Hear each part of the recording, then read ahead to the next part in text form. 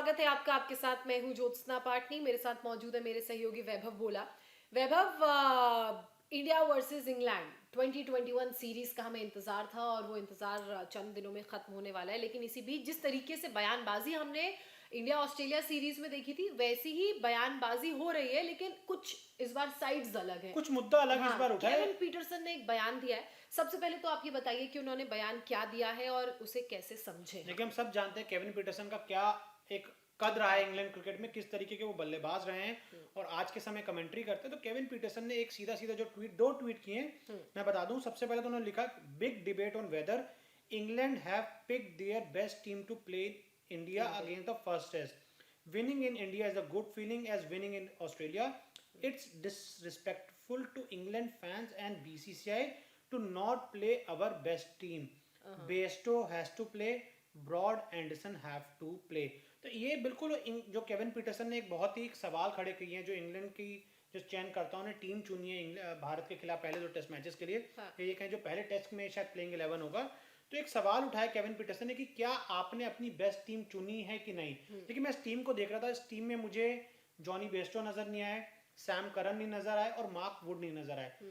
Jonny Bairstow एक ऐसे खिलाड़ी जिनको पास इंडिया में खेलने का बहुत ज्यादा एक्सपीरियंस है, क्योंकि सनराइजर हैदराबाद से पिछले काफी सालों से वो लगातार खेल रहे हैं। और जो दूसरे खिलाड़ी हैं वो सैम करन, जिस तरीके से हमने जब आईपीएल में हम लगातार बात करते थे, सैम करन एक यूटिलिटी प्लेयर है, एक ऑलराउंडर है। तो आप ऐसे दो खिलाड़ियों को इंग्लैंड इंडिया में होने वाली सीरीज के लिए क्यों नहीं चुने, ये बिल्कुल समझ नहीं आया। जो इंग्लैंड की तरफ से बयान आया था वो ये था कि आप खिलाड़ियों को थोड़ा सा आराम देना चाह रहे हैं, क्योंकि एक लंबा आगे सीजन आ रहा है, आपको इसके बाद 5 T20 भी खेलने हैं, आपको ओडीआई खेलने हैं, फिर ये खिलाड़ी आईपीएल में भी खेलते हैं, फिर टेस्ट चैंपियनशिप में भी अगर इंग्लैंड की जगह बनती है। वैसे तो मुश्किल लग रहा है काफी ज्यादा, मगर इंग्लैंड की सीरीज बड़ी है। इंग्लैंड की सीरीज बहुत बड़ी है। और जब कोई भी टीम अगर इंडिया आती है, या इंडिया कभी भी बाहर किसी टीम में खेलने जाती है, तो वो सीरीज अपने आप में बड़ी हो जाती है। Exactly. और आप मतलब बिल्कुल समझ नहीं है। और आपके पास अगर हम बात करूं, बहुत ज्यादा ऐसे खिलाड़ी नहीं है जो इस समय, अगर अपने पीक पे हम बात करें, एक कप्तान अगर हम बात करें जो रूट हैं, जिनका बल्ला लगातार हल्ला बोल रहा है, लगातार जो रूट रन बना रहे हैं,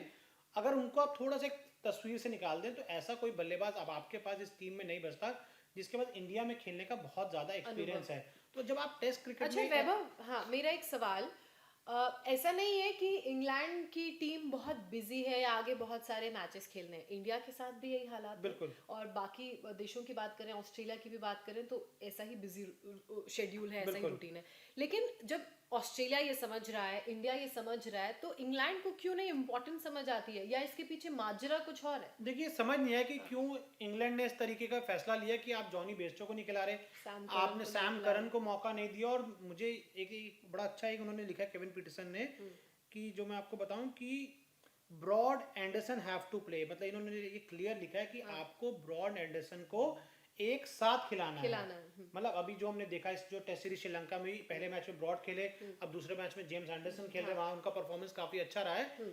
लेकिन एक मैसेज इन्होंने दिया कि आप जब इंडिया जा रहे हैं, तो आप अपनी बेस्ट टीम के साथ उतरिए, बेस्ट एक्सपीरियंस खिलाड़ियों के साथ उतरिए। तो ये कहना चाह रहे हैं। और इंग्लैंड ने, मतलब मुझे वाकई में समझ नहीं आया कि आपने क्यों इस तरीके से कुछ ऐसे नाम सेलेक्ट नहीं किए जो इंडिया में खेल चुके हैं और जिनके पास अच्छा खासा एक्सपीरियंस है।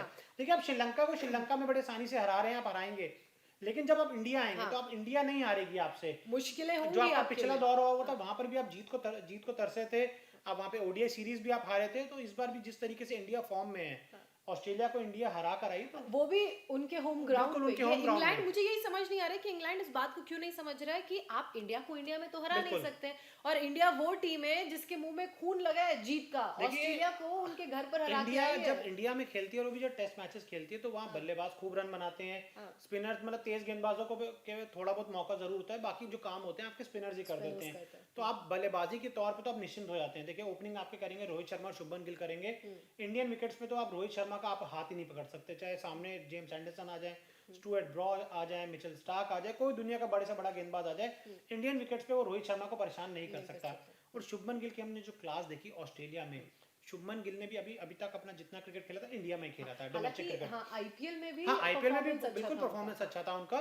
तो शुभमन गिल के पास इंडिया में खेलने का तो बहुत ज्यादा एक्सपीरियंस है। तो आप सोचिए कि ये 2 ओपनर आपका क्या हल करने वाले। फिर उसके नंबर बाद 3 तो फिर पुजारा आएंगे। पुजारा है, आप कोहली पुजारा है। जब ऑस्ट्रेलिया में आउट नहीं तो फिर इंडिया में तो आप मतलब उनको भूल जाइए। फिर विराट आएंगे, रहाणे आएंगे, ऋषभ पंत आएंगे, अश्विन भी अच्छी बैटिंग करते हैं। तो मतलब इंडिया की तो पूरी जो टीम है तैयार इस समय पूरी तरीके से तैयार है और मुझे लग रहा है 4-0 रिजल्ट हम इसका कर देते हैं कर इंडिया ही के देना फेवर चाहिए, में। इतने कयास माइकल लगाए वॉन को थे। आप बोल दीजिए कुछ।